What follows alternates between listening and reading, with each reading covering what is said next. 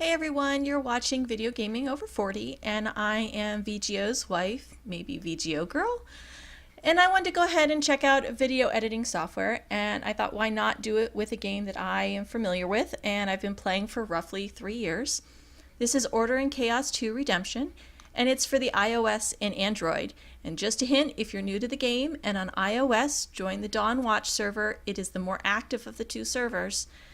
So in the spring of 2018, the game went through a big overhaul and many of the videos are out of date.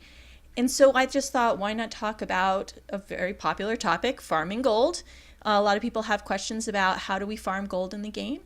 And the developers of the game have given us a lot of new ways to go ahead and farm gold.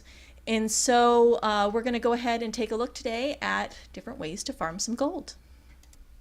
In the top right corner is a book icon. You want to touch that and go into the menu where you have all the different tasks that you can complete in the game. And here, if you look through each, there's gold that you can earn or contract powder or favor for each level of points that you earn. Now for this one, if you get to the end and you get 120 points, you get runes also, which is great. So to begin, we're going to go ahead and go into the dungeons and then into the epic challenge. And we're going to go complete the epic challenge because that will give you the most points. I'm doing random here because the week just started for epic challenge. So we're going to go ahead, and I'm not going to run through the whole thing, but just to kind of so you can see what's going on.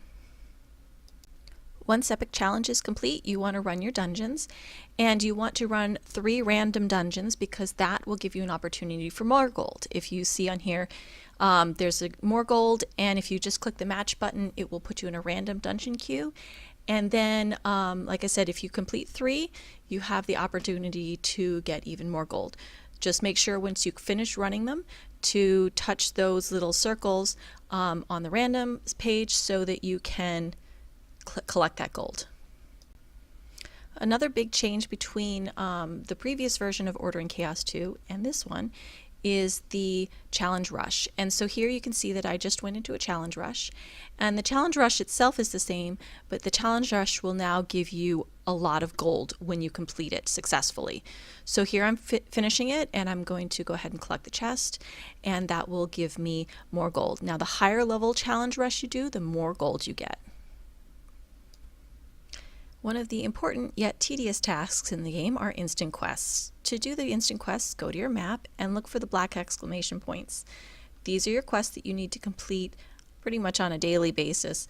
Not all of them, but pick about 9 or so, and you'll go and do these day after day, and that will help you earn points towards getting that last bit of gold and runes and stuff. Now, the important thing is that these also give favors. So if you're farming favor for jewelry, this is the way to do it. Solo dungeons will also give you the ability to earn more gold. If you go into the solo menu and you'll see a list of solo dungeons here, one of them is specifically just for gold. You're probably not going to want to do it. You're probably going to need to do it for cards because that's the most important one. But today, because it's still the holidays, they have a holiday dungeon, so I'm going to go ahead and go into that one. Complete 3 solo dungeons for your daily tasks and collect more points.